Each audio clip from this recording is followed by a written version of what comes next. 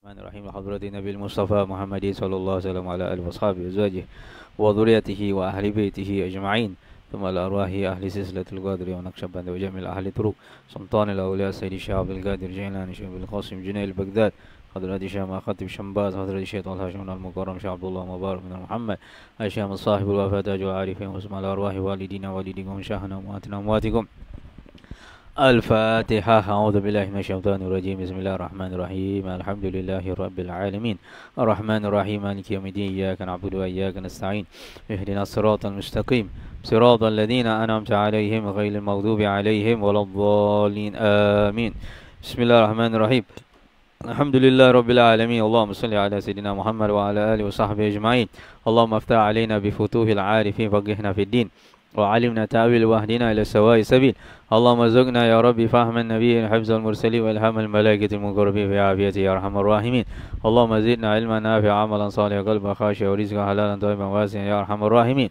اللهم أغننا بالعلم وزينا بالحلم وأكرمنا بالتقوى وجملنا بالعافية يا أرحم الراحمين. صلى الله عليه وسلم محمد وآله وصحبه وسلم والحمد لله رب العالمين. بسم الله. بسم الله الرحمن الرحيم. الحمد لله رب العالمين والصلاة والسلام على أشرف الأنبياء والمرسلين سيدنا محمد وعلى آله وصحبه أجمعين. قال المؤلف والإمام العلامة محي الدين أبو زكريا يحيى بن شرف النووي رحمه الله تعالى في كتابه رياض الصالحين من كلام رسول الله صلى الله عليه وسلم سيد العارفين ونفعنا بعلومه وعلومكم في الدارين آمين. رضي الله عنكم. رضي الله عنكم. السابع إلى أن قال: فقلت هل سمعته يذكر في الهوى شيئا؟ قال: نعم، كنا مع رسول الله صلى الله عليه وسلم في سفر فبينا نحن عنده إذا ناداه عربي بصوت له جهوري: يا محمد، فأجابه رسول الله صلى الله عليه وسلم نحوا من صوته: ها فقلت له: ويحك، اغضض من صوتك فإنك عند النبي وقد نهيت عن هذا. فقال: والله لا أغضض.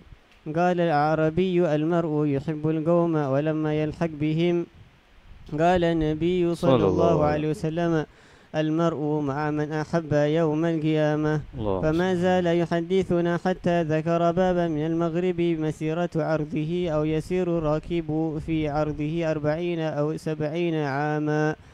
قال سفيان أحد الرواة: قبل الشام خلقه الله تعالى يوم خلق السماوات والأرض مفتوحا للتوبة لا يغلق حتى تطلع الشمس منه.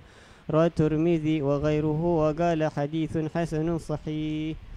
Saya berkata lagi, apakah engkau pernah mendengar beliau sallallahu alaihi wasallam menyebutkan persoalan cinta?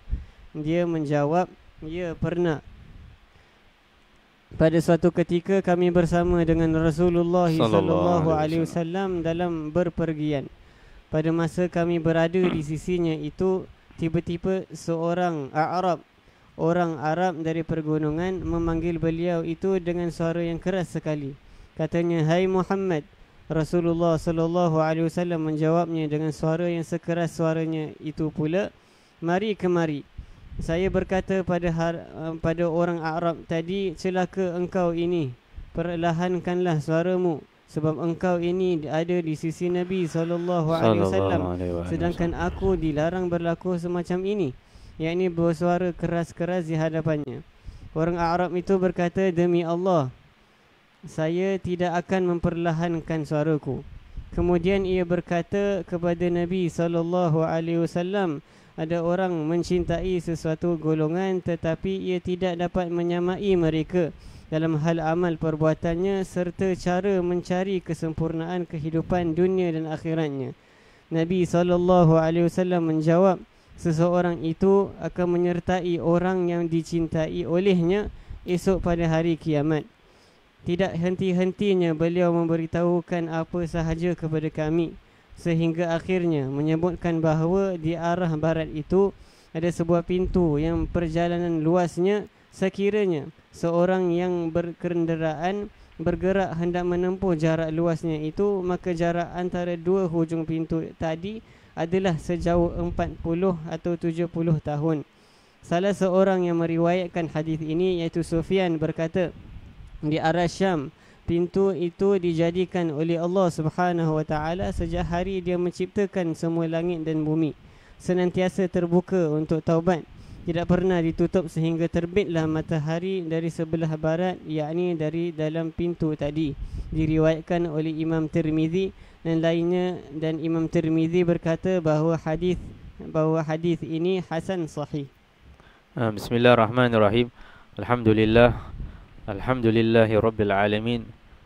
Wa bihi nasta'in ala umuri dunya waddin. Wassalatu wassalamu ala asyrafil anbiya wal mursalin Sayyidina wa maulana Muhammad wa ala alihi wa sahbihi ajma'in. Rabbi syrah li sadri wa yassir li amri wa hlul 'uqdatan min lisani yafqahu qawli. Subhanaka la ilma lana illa ma 'allamtana innaka antal alimul hakim. Ilahi anta maksudi wa ridhaka matlubi atini mahabbataka wa ma'rifatak. Kita sambung membaca hadis Nabi sallallahu alaihi wasallam daripada hadis yang kita telah baca pada minggu yang lalu mengenai seseorang lelaki ini, iaitu Zair bin Hubeish. Dia mendatangi salah seorang daripada sahabat Nabi Muhammad sallallahu alaihi wasallam yang bernama Safwan bin Asal untuk menanyakan mengenai masalah khuffain, menyapu khuffain, iaitu dia mendatangi untuk mencari ilmu pengetahuan. Dan kita telah berkongsi pada minggu yang lepas mengenai kelebihan seseorang mencari ilmu pengetahuan, yang mana seseorang itu apabila ada niat untuk menambah ilmunya kerana untuk mendapatkan keridhaannya Allah Subhanahu wa taala, maka pekerjaannya itu sangat-sangat disayangi oleh Allah Subhanahu wa taala. Dan juga telah berkata Al-Habib Ali bin Muhammad bin Husain Al-Habashi rahimahullahu taala wa nafa'ana bih, beliau mengatakan antara perkara yang menyenangkan, yang menggembirakan Nabi Muhammad sallallahu alaihi wasallam adalah apabila umatnya bersungguh-sungguh di dalam mencari ilmu pengetahuan dan bertakwa kepada Allah Subhanahu wa taala. Jadi mudah-mudahan perjalanan kita ini di dalam mencari ilmu pengetahuan untuk mendapat ridha Allah Subhanahu wa taala, kita akan mendapatkan pengampunan Allah Subhanahu wa taala. Pada masa yang sama juga kita dapat menggembirakan Nabi kita Muhammad sallallahu alaihi wasallam.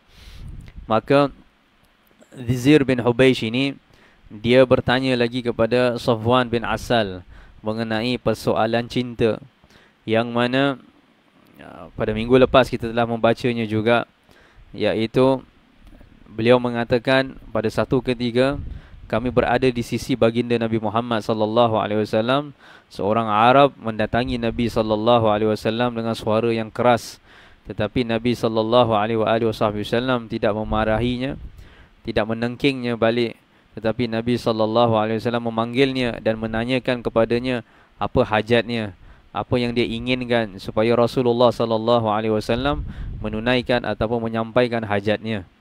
Maka Allah Subhanahu wa taala akan membantu, akan sentiasa membantu seorang hamba Allah selama dia membantu hamba-hamba Allah yang lain. Maka oleh itu, kita sebagai hamba Allah Subhanahu wa taala dan kita di dalam hidup di dalam sebuah masyarakat ini, kita tidak boleh memikirkan mengenai diri kita sahaja, tetapi wajib juga iaitu kita menjaga diri kita, kesihatan kita, keluarga kita dan juga masyarakat sekeliling kita. Kerana Nabi sallallahu alaihi wasallam bersabda, Allah Subhanahu wa taala akan membantu seorang hamba selama dia membantu saudaranya yang lain. Maka membantu saudara yang lain itu merangkumi macam-macam perkara, banyak perkara, termasuk iaitu membantunya di dalam melakukan ibadah kepada Allah, membantunya dalam takwa kepada Allah, membantunya juga untuk menjauhi segala larangan Allah Subhanahu wa taala, dan membantu juga di dalam tidak menambahkan kemudaratan kepada orang lain.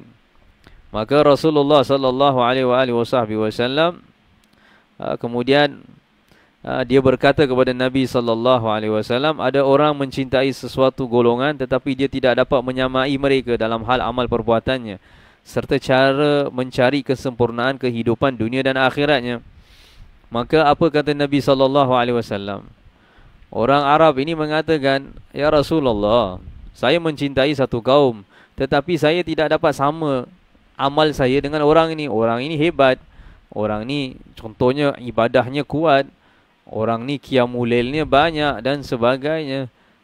Tetapi saya tidak dapat melakukan apa yang dia lakukan, tetapi saya cuba sedaya upaya untuk menyamai, iaitu amal perbuatannya mereka. Maka apa yang dikatakan oleh Nabi SAW, seseorang itu akan menyertai orang yang dicintai olehnya esok pada hari kiamat. Al-mar'u ma'a man ahab, seseorang akan bersama dengan orang yang dia cintainya. Maka oleh itu kata para ulama, hati-hati dengan orang-orang yang kita duduk berteman bersama mereka di atas muka bumi ini. Kerana teman-teman kita inilah akan menjadi teman-teman kita juga nanti di akhirat nanti. Oleh itu bertemanlah dengan orang-orang saleh. Bertemanlah dengan orang-orang yang bertakwa kepada Allah Subhanahu Wa Taala. Bertemanlah dengan teman-teman yang membantu kita di dalam melakukan kebaikan, amal kebajikan dan teman-teman yang dapat meningkatkan ketakwaan kita kepada Allah Subhanahu Wa Taala. Maka ada satu golongan ini yang sangat-sangat dicintai oleh Allah Subhanahu Wa Taala. Pada satu ketika Nabi SAW memberitahu kepada para sahabat, golongan ini sangat dicintai oleh Allah Subhanahu Wa Taala. Maka para sahabat tanya, siapakah golongan ini? Maka Nabi SAW bersabda, idza ru'u dzukirallah. Golongan-golongan ini apabila wajahnya dipandang, maka kita akan mengingati Allah Subhanahu Wa Taala. Maka orang-orang yang seperti ini disebabkan iman mereka, takwa mereka kepada Allah Subhanahu Wa Taala, maka oleh itu dia telah memanfaatkan diri dia, mendekatkan diri dia kepada Allah Subhanahu Wa Taala, membersihkan batinnya daripada segala sifat-sifat yang keji. Maka oleh itu dia dapat memberikan manfaat, dan maka manfaat itu datang daripada Allah Subhanahu Wa Taala. Tidak ada manfaat, tidak ada memudarat melainkan daripada Allah Subhanahu Wa Taala. Maka oleh itu apabila orang-orang lain, teman-teman lain melihat wajahnya, maka akan memperingatkan dia kepada Allah Subhanahu Wa Taala.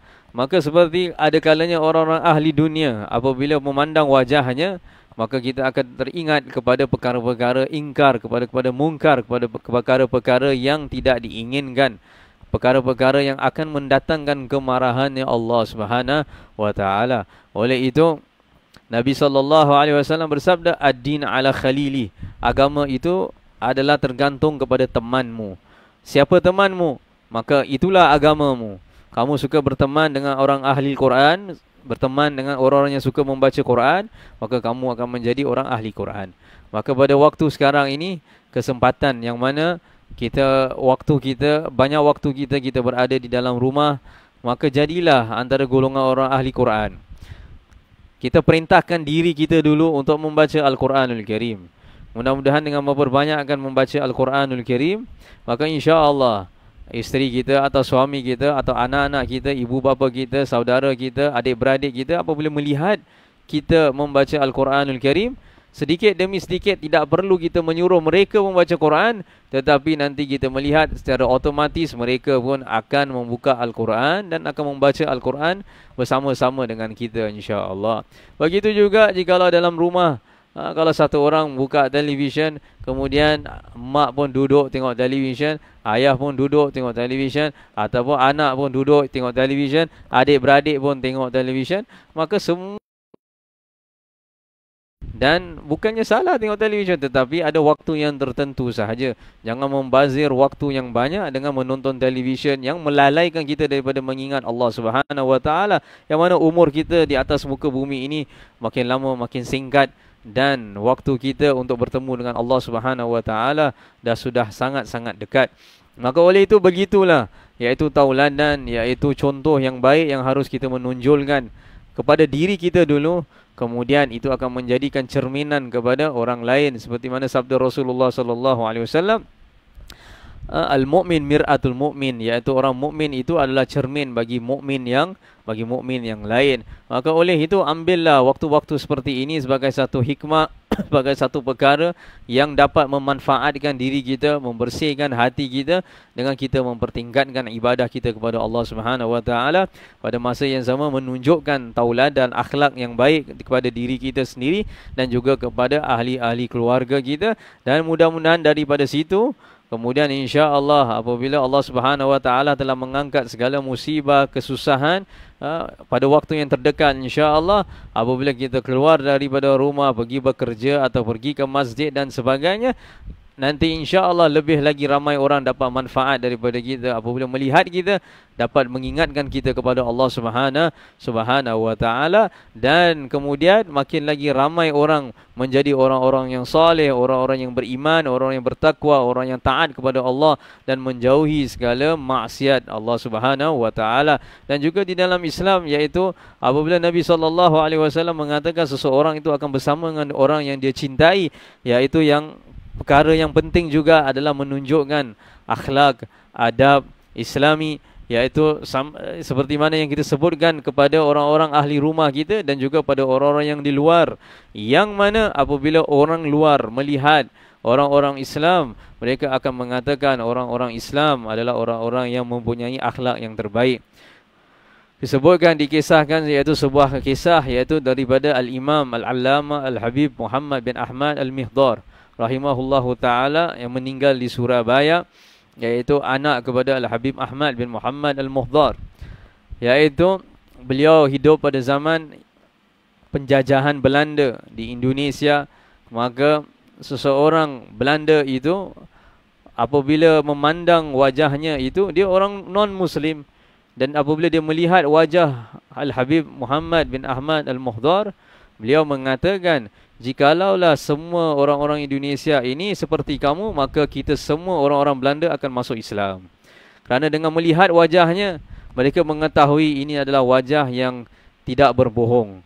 Ini adalah wajahnya orang yang baik, wajahnya orang yang akhlaknya lurus, pendiriannya baik, yakinnya kuat kepada Allah Subhanahu Wa Taala. Sehingga kan orang yang tidak beriman kepada Allah Subhanahu Wa Taala, apabila melihat orang yang beriman kepada Allah, moga-moga dengan itu mereka mendapatkan hidayah untuk beriman kepada Allah Subhanahu Wa Taala. Mereka mendapat hidayah untuk mengucapkan dua kalimah syahadat, iaitu asyhadu an la ilaha illallah wa asyhadu anna Muhammadur Rasulullah.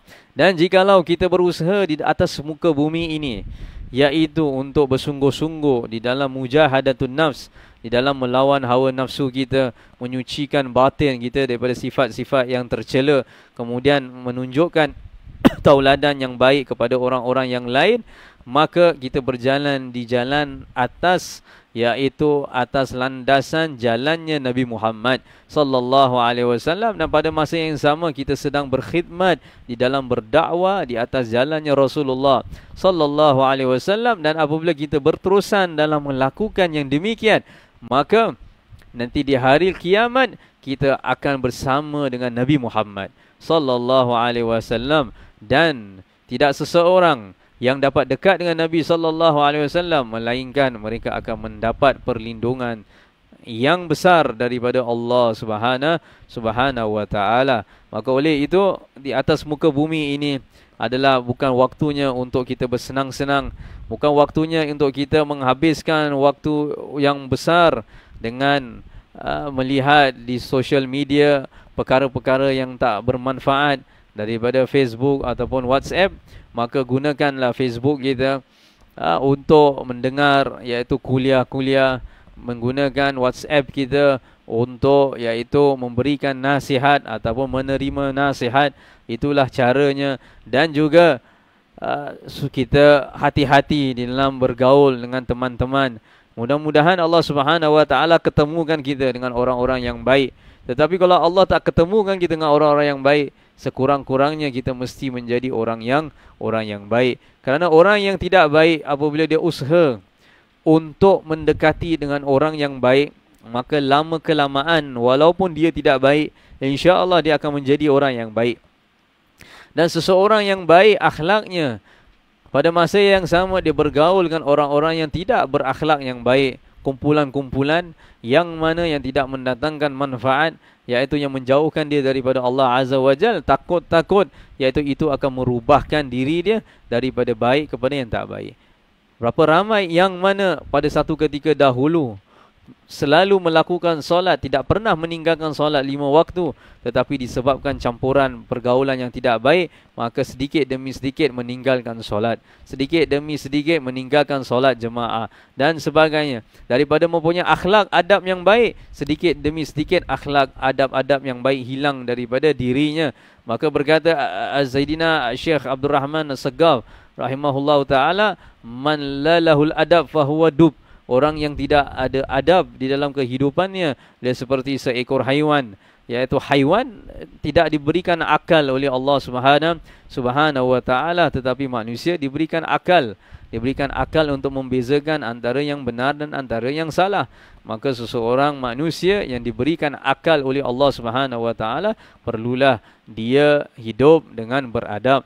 Dan juga beliau mengatakan, man laisa lahu wirid fahuwa kirid. Orang yang hidup di atas muka bumi ini tidak mempunyai wirid, iaitu wirid adalah susunan ibadah yang dia lakukan secara harian, merupakan solat jamaah, merupakan solat rawatib, qabliyah dan ba'diyah, ataupun solat duha, ataupun solat witir, dan juga merupakan wirid daripada membaca hizbul Quran, membaca hizib-hizib daripada Al-Quranul Karim pada satu hari, tiap-tiap hari. Selepas tiap solat membaca satu muka surat daripada Al-Quran, ataupun 2 muka surat daripada Al-Quran, ataupun subhanallah, jikalau kita mempunyai himmah, semangat yang kuat, setiap lepas solat buka Al-Quran, membaca 4 muka surat Al-Quranul Karim, maka apabila kita melakukan solat 5 waktu, kita dah selesai 20 muka surat, kurang lebih dah nak dekat 1 juz. Jadi satu hari kita dapat membaca 1 juz Al-Quran. Dalam 1 bulan kita dapat mengkhatamkan Al-Quran bila masyaggah, tanpa kepayahan. Tidak ada kesusahan. Hanya mengambil masa 10 minit lepas solat, lepas baca zikir-zikir lepas solat dan doa kepada Allah, buka Al-Quranul Karim dan membacanya, dan kemudian menjadi satu kebiasaan, iaitu setiap lepas solat membaca kalamullah. Maka seseorang juga mesti mempunyai wirid membaca Al-Quranul Karim setiap hari, wirid membaca selawatan Nabi Muhammad sallallahu alaihi wasallam, wirid membaca afdalul zikri la ilaha illallah, iaitu supaya melatihkan jiwanya, melatihkan rohaninya, melawan hawa nafsunya, kerana musuh yang paling besar dan perkara yang paling menghijabkan manusia daripada Allah Subhanahu wa taala adalah hawa nafsu. Hawa nafsu inilah yang paling hijabkan kita daripada Allah Azza wa Jal. Ini adalah musuh kita yang nyata, yang terdapat, yang tersemat di dalam diri kita. Jadi kalau kita tak mengisikannya dengan belajar ilmu, dengan beramal, dengan duduk dengan orang-orang yang saleh, mengenal kisah-kisah mereka, mengetahui sirah mereka, mengetahui perjalanan mereka, mengetahui bagaimana mereka bermujahadah di sisi Allah Subhanahu wa taala, bagaimana mereka sungguh-sungguh di dalam mencari ilmu, pengetahuan, seperti Sayyidina Syekh Abdul Qadir Al-Jilani qaddasallahu sirrah, bagaimana pada awal-awalnya, pada usianya 18 tahun, beliau pergi ke negeri iaitu Baghdad untuk menuntut ilmu dengan bersungguh-sungguh, mempelajari fikih 4 mazhab, mempelajari tafsir, mempelajari hadis, mempelajari kitab-kitab usul dan sebagainya, sampailah beliau menjadi alim besar. Begitulah seseorang iaitu berusaha bersungguh-sungguh mengisikan waktu mereka dengan perkara-perkara yang manfaat. Duduk dengan ahli keluarga bersama-sama, buka hadis Rasulullah sallallahu alaihi wasallam, baca 1 hadis ataupun 2 hadis, kita dapat manfaat. Kita yang baca dapat manfaat, isteri kita mendengar dapat manfaat, anak-anak kita mendengar mendapatkan manfaat. Begitu caranya untuk kita isikan waktu-waktu sekarang ini. Janganlah kita buang, membazir waktu kita, kerana nanti di hari kiamat nanti, iaitu disebutkan dalam satu riwayat, iaitu Allah Subhanahu wa taala memberikan kita 24 jam setiap hari, dan amal-amal kita ini akan ditunjukkan kepada kita nanti di hari kiamat merupakan kotak sunduk.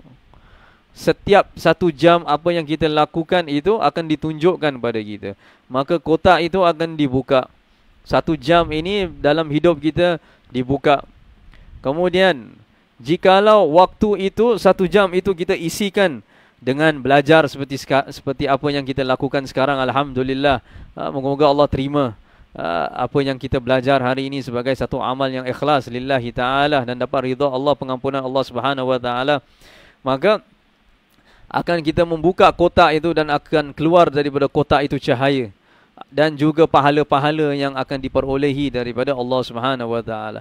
Jikalau 1 jam itu waktu yang kita tidak isikan dengan sesuatu yang bermanfaat, tetapi sesuatu yang kita lakukan bukan haram tapi yang tak manfaat, berbual-bual kosong dan sebagainya, tak ada manfaat, tetapi tidak ada yang haram, maka apabila kita membuka kotak itu, maka kotak itu kosong, tidak ada apa-apa, tidak dapat pahala dan tidak ada dosa. Maka apabila seorang melihat itu, dia akan menangis, dia akan mengharapkan kalau dapat, dia dapat isikan lagi kotak itu dengan pahala-pahala yang dia boleh dapat daripada Allah Subhanahu wa ta'ala. Kemudian 1 jam lagi, kalau dia isikan 1 jam itu dengan maksiat kepada Allah, berjalan kepada tempat maksiat, ataupun melihat maksiat, ataupun mendengar maksiat dan sebagainya, maka apabila dia membuka kotak amalnya itu, maka di dalamnya merupakan gelap gulita, merupakan iaitu azabnya Allah Subhanahu wa ta'ala yang dia akan dapat daripada Allah Subhanahu wa ta'ala. Wal'iyadu billah min zalik.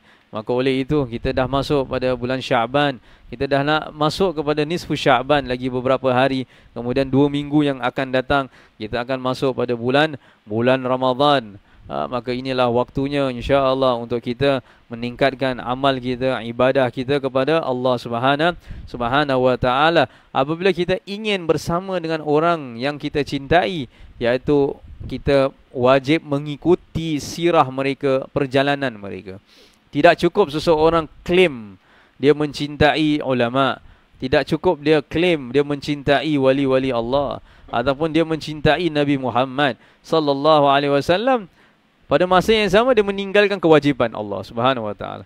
Pada masa yang sama dia tidak lakukan sembahyang. Maka ini adalah satu klaim yang salah. Ini adalah satu klaim yang dusta, yang tidak akan diterima oleh Allah Subhanahu wa ta'ala. Seseorang masya-Allah suka pergi majlis selawat dan Nabi sallallahu alaihi wasallam, satu majlis yang baik, majlis yang dapat pahala besar di sisi Allah. Tetapi pada masa yang sama dia tidak melakukan kewajipan. Maka kewajipan iaitu seperti sembahyang 5 waktu. Kewajipan solat 5 waktu itu lebih penting lagi daripada kita melakukan yang sunnah. Wajib, perkara yang fardu harus kita depankan, kemudian baru sunnah. Bukannya melakukan sesuatu yang sunnah, kemudian baru yang fardu. Kerana sunnah itu tidak diterima melainkan selepas kita melakukan yang fardu. Seperti mana seseorang melakukan bangun waktu subuh, dia sembahyang qabliyah subuh, kemudian dia tidur tak sembahyang fardu subuh. Tidak ada manfaat qabliyah subuhnya. Walaupun Rasulullah sallallahu alaihi wasallam bersabda 2 rakaat sebelum subuh iaitu lebih baik daripada dunia dan seisi dunia. Tidak ada manfaat solat sunat subuhnya jikalau dia tidak melakukan solat fardu subuhnya. Begitu juga dalam hadis Rasulullah sallallahu alaihi wasallam, Nabi bersabda, man hafaza 4 qabla dhuhrin wa 4 ba'da dhuhr haramallahu sya'rahu wa basharu minan nar. Siapa yang memelihara solat qabliyah zuhur 4 rakaat, ba'diyah zuhur 4 rakaat, Allah akan haramkan rambutnya, kulitnya daripada api neraka. Untuk mendapatkan fadilat sunnah ini, mengikut sunnah Nabi SAW, dengan syarat mesti lakukan solat fardu dulu. Dengan syarat solat fardu itu mesti dilaksanakan dengan betul-betul, barulah diterima oleh Allah Subhanahu wa ta'ala. Begitu juga kalau seseorang lakukan solat, lakukan puasa sunnah. Puasa sunnah sangat digalakkan, tetapi yang wajib adalah puasa Ramadan. Puasa Ramadan tidak boleh ditinggalkan. Itu yang paling utama. Itulah iaitu kapitalnya, itulah pokoknya, dan perkara-perkara sunnah adalah ribihnya, adalah keuntungannya, adalah kelebihannya. Maka begitulah seseorang di dalam berjalan di jalannya Allah Subhanahu wa ta'ala, perlu dia mengetahui yang fardu dulu, baru yang sunnah. Maka kemudian apabila dia melakukan kedua-duanya ini, barulah dia dicintai oleh Allah, dia dicintai oleh Nabi Muhammad sallallahu alaihi wasallam, barulah insya-Allah nanti di dunia di alam barzakh, di akhirat dia akan bersama-sama dengan orang yang dicintai. Maka kemudian salah seorang yang meriwayatkan hadis ini berkata, di arah Syam pintu dijadikan oleh Allah sejak hari dia ciptakan semua langit dan bumi. Sentiasa terbuka untuk taubat, tidak pernah ditutup sehingga terbitlah matahari dari sebelah barat, yakni daripada dalam pintu tadi. Diriwayatkan oleh Imam Tirmizi dan lainnya, dan Imam Tirmizi berkata bahawa hadis ini hadis hasan sahih. Maka oleh itu pada akhir hadis ini, iaitu masih mengingatkan kita akan pentingnya untuk bertaubat kepada Allah Subhanahu wa taala, untuk memohon ampunan kepada Allah Subhanahu wa taala, supaya apabila kita meminta ampunan kepada Allah, bertaubat kepada Allah, kita merasakan rendah diri, merasakan diri kita ni sangat-sangat hina di depan Allah Subhanahu wa taala. Jangan sekali-sekali merasakan diri kita ini mulia. Kemuliaan tidak ada gunanya di depan matanya manusia. Yang paling mulia di sisi Allah Azza wa Jal adalah orang yang paling takut kepada Allah, adalah orang yang melakukan taat dan menjauhi larangan Allah Subhanahu wa ta'ala. Itulah kemuliaan di sisi Allah Subhanahu wa ta'ala. Tidak ada manfaatnya jikalau seluruh penduduk bumi ini memuji kita dengan satu perkara yang kita lakukan, tetapi di dalam batin kita mempunyai sifat riak, takabur, yang mana dikeji Allah Subhanahu wa taala dan tidak akan diterima oleh Allah Subhanahu wa taala. Maka oleh itu perlulah kita sebagai hamba-hamba Allah yang lemah, yang banyak kekurangan, banyak dosa, sentiasa memohon ampun kepada Allah, istighfar kepada Allah Subhanahu wa taala, bertaubat kepada Allah Subhanahu wa taala. Dan antara sebab yang besar yang mana Allah akan mengangkat musibah, bala, wabak di satu tempat adalah apabila penduduk negara itu kembali kepada Allah, bertaubat kepada Allah Azza wa Jalla. Apabila tempat itu, iaitu penduduknya, daripada tidak melakukan solat, sekarang melakukan solat 5 waktu, iaitu orang-orang yang melakukan maksiat, sekarang mereka yang selalu melakukan maksiat, maka sekarang mereka duduk di rumah. Harusnya mereka kembali pada Allah, istighfar kepada Allah Subhanahu wa taala, memohon ampunan kepada Allah kerana pintu taubat Allah Subhanahu wa taala masih terbuka. Maka dengan itu Allah Subhanahu wa taala akan melihat hamba-hamba mereka, hamba-hambanya yang sudah kembali kepada Allah, maka akan turunlah rahmatnya Allah Subhanahu wa taala dan akan mengangkat segala azab insya-Allah. Wallahu a'lam bisawab. Mudah-mudahan dengan kita membaca hadis Nabi sallallahu alaihi wasallam, Allah Subhanahu wa taala akan merahmati kita, mengampunkan dosa kita, ibu bapa kita, ahli keluarga kita, teman-teman kita, dan juga mengampunkan dan merahmati umat Sayyidina Muhammad sallallahu alaihi wasallam. Moga-moga Allah memberikan kebaikan kepada kita di dunia ini dan juga di akhirat, selamatkan kita daripada segala azab, mengangkatkan kita dan orang-orang muslim dan juga negara ini dan negara-negara yang lain, segala bala, segala wabak, segala ta'un, segala fitnah.